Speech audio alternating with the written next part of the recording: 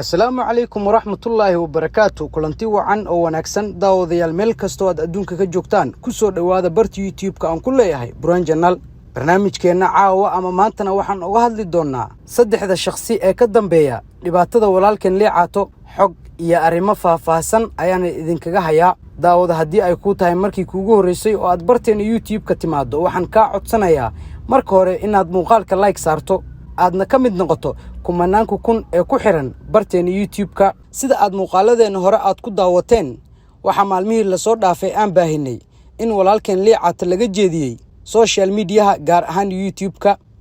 Liicato ayaa hadda ku sugan dalka Turkiga wallow uu dhawaan ka qayb gali doono show uu meeshaas ku qabanayo fanaanka aadka u daada yar ee lagu magacaabo Qadarkiyow Liicato ayaa waxa ay noqonaysaa hadduu showgaas ka qayb galo markii ugu horeysay dhowr bilood kadib inuu ka soo muuqdo saaxadda social media gaar ahaan barta loo yaqaano YouTube-ka dadka Soomaaliyeed oo aad adiga ka mid tahay ama dadka sida gaarka ah u taageera walaalkeen Liibaan Aadan Cali oo ku magac dheer Liicato ayaa waxa ay dhigto u taagayaan shakhsiyaadka ka dambeeya in walaalkeen Liibaan Aadan Cali laga indhasaabo YouTube-ka qodobka ugu horeeya ee walaalkeen Liicato ka mashquuliyay saaxadda social media gaar ahaan YouTube-ka ayaa waxa uu yahay sheedaanka oo sheedaanku qofku waxa uu ka mashquuliyaa wanaaga sababtoo ah Liicato xumaan haddii uu baahin lahaa sheedaanku hore ayuu u sii wadi lahaa Liicato ayaa waxa uu caawin jiray dhammaan dadka Soomaaliyeed khaasatan dadka qaba baahiyaha gaarka ah ee aan codkoodu gaarin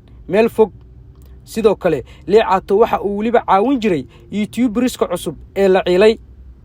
waana sababta Malaysia marka uu yimid ay u soo baxeen dhowr YouTuber qodobka labaad ee xiga ayaa waxa uu yahay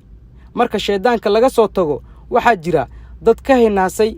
wanaaga uu sameeyo Liicato oo aan awoodin in ay si bareer ah u joojiyaan ayaa il iyo cayuun iskugu daray taasi oo ka dhigan in ay bedeleen xadiiskii Nabi Maxamed sallallahu alayhi wasallam kaasi oo ahaa man ra'a minkum karan falyughayyir biyadihi oo micnaheedu uu yahay qofkii arka munkar iyo xumaan ha ku joojiyo gacantiisa laakiin iyaga waxa ay u bedeleen qofkii arka wanaaga ha ku joojiyo gacantiisa haddii uusan awoodinna ha ku joojiyo cayuun xaqiraad xaasidnimo iyo wixii la mid ah dhawaada dadkayga Soomaaliyeed meel kasta dunida ka joogtaan iga raali ahaada 100% haddaan idinku soo galay dareenkaygu aad iyo aad u bedelan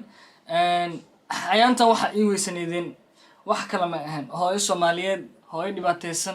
hooyo Soomaaliyeed oo mar walba ilin ka socoto ayaan u adkeysan waay waxaan jeclaystay inaan idin soo gudbiyo maadaama aan horaanba aad garab igu siiseen dad aad u fara badan oo halkan aan ku soo gudbiyay oo aad iyo aad u murugsanaa dhibaato fara badan dhextaan haysatay masaakiintaas ma sha Allah wax badan waan ku guulaysanay ilaahay nagu guuldareysiin wixii halkan aan ku soo gudbi jiray aan idinkana micinta idin weydiisan jiray idinkana aad u micin jirteen haatan labadan bari waxaan aad iyo aad ula murugsanaa hooyo Soomaaliyeed oo ku dhul magaalada Muqdisho iyo gabadheeda oo aad iyo aad ugu xanuunsan video dhab ahaantii markaan idin soo daayo aad daawatiin aad iyo aad u khayr badan yahay oo xanuun badan yahay waxaana kaliya dareemi kara hooyooyinka Soomaaliyeed waayo anaga waxaan lagu soo koriyay waxa ay tahay raaxan lagu soo koriyay haddaan xanuunsanahay hooyan heen jirtay hooyan la dhima jirtay xanuunka faraha badna anaga aan soo marno hooyan la soo martay alxamdulillah maanta dad waaweyn ay leeyahay maxaa naga la rabaa dadkeena anaga naga dambeeyay masaakiinta ah ee micinta u baahan in aan garab siino qodobka saddexaad ee ugu muhiimsan ayaa waxa uu yahay haddii uu nafsadiisa bedelin ilaahayna ma bedelo sida ku cad aayadda quraanka kariimka ah ee ah inna allaha la yughayyiru biqawmin hatta yughayyiru ma bi anfusihim in Liicato looga baahan yahay in uu isdhiiro geliyo nafsadiisana riixo sheedaankana ka coodi bilaysto si uu baaqi ugu sii ahaado wanaaga uu bulshada Soomaaliyeed u hayay saddexdaas qodob ayaa saldhig u ah dhibaatada haysata walaalkeen Liibaan Aadan Cali oo loo garan og yahay Liicato haddii uusan intaas aan soo sheegnay uu iska celin waxa uu ku sii jiri doonaa sida uu hadda yahay ugu dambeyntiina waxaan idinka codsanayaa in aad u soo duceysaan walaalkeen Liibaan Aadan Cali si uu ugu soo laabto saaxadda social media iyo dadkii masaakiinta ahaa ee u caawin jiray hooyada Soomaaliyeed isbitaalo fara badan oo Muqdisho yaal ayay wixii u geysay gabadheeda yar ee dhashay kama aysan sabrin gabadha yar waa ay xanuunsan tahay aad iyo aad u xanuunsan tahay magaalada muqdishona wax waa loogu qaban waayo dhab ahaantii hooyada Soomaaliyeed oo isla sheekaysanay 3 days ama 4 days ayaan qadka telefoonka ka wada hadlaynay waan u sheegay niyadina waa u dejinay waana la hadlayay waxaan ku kalsoonahay dadkayga Soomaaliyeed hadda arrinkan oo gudbino in wax weyn lagu qaban doono hooyadan aad iyo aad u dhibaataysan tahay dhab ahaantii sababtoo ah gabadha yar ee dhashay ay ubadkeeda ah ayaa wuxuu isku saaran yihiin laba xidid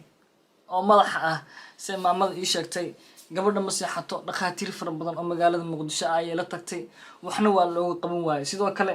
waxaa la yiri waxaa loo baahan yahay dalka dibadiisa maamadan dalka dibadiisa lacag ay ku aad xitaa iska dhaafay isbitaalkaas gabadha yar inta isbitaalkaas ay geenaysa mise gaariga ay ku raacaysa lacagtaas ayaysan awoodin maxaa anaga noogala baahan yahay waxa ay tahay maadaama halkan ay ku xiran yihiin ku dhawaad 400,000 oo ruux in maanta maamadan Soomaaliyeed aan garab siino hooyadan Soomaaliyeed aan garab siino iyo gabadheedaba waayo video aad iyo aad u murugo badan oo aad u xanuun badan waay gabadha ma seexato dhab ahaantii xitaa sida cuntada iska daayay caanaha kaliya loo siiyo ayaa dhib ah bal videoga yar ila soo daa waxana wanaagsan daawadayaasha qiimaha qaayaha leh ee ku sugan dunida dacladeeda waa anigoo ah Nasarkiin Xaashi Nuure iyo liibaanada nacam waxaan ka sheekeyn doonaa maanta qisadana waxay noqon doontaa mid aad u la yaab ah haddaba qisada waxa ay ku bilaabanaysaa Leila waa gabar dhalinyaro ah oo ku nool magaalada Muqdisho waxay qayb ka tahay gabdhaha wax ku barta mid kamid ah jaamacadaha caasimadda ku yaala Leila waxa ay barataa maadada dhaqaalaha waxayna ku jirtaa darajada koowaad ee bachelorka Leila waxay isbarteen guuleed oo ay isku barteen meel xaflad ah oo isla caasimadda ku taala waxa dhex maray xiriirkaas oo gudbay ilaa heer jacayl Leila iyo guuleed muddo ayay wada socdeen oo xiriirkooda jacayl oo qarsoodi u ahaa sidii ay u wada socdeen kadib waxa ka war helay familka Leila waxa ay ka soo jeedaa famil dhaqaale ahaan aad u ladan halka guuleed uu ka soo jeedo famil xagga dhaqaalaha aad uga liita waxa uu dhameeyay sanad ka hor markay isbaranayaan Leila jaamacadda waxa uu raadinayay waqtigaasi in uu shaqo helo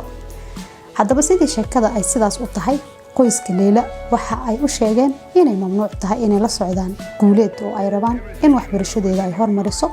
oo ay nolosheeda horumar gaarsiiso aysan u ogoleen waqti xaadirkan nin dhaqaalihiisa aad u liito oo nolosheeda ku ciyaara sidaas oo ay tahay guuleed iyo Leila jaceelku daawada haddii ay ku tahay markii kuugu horeysay oo muuqaalkeena uu soo gaaro waxaan ka codsanayaa in aad muuqaalka like saarto waxaana inii soo diyaariyay anigoo ah Burhaan Cali Burhaan Channel-na waa ka daawanayseen mahadsanidin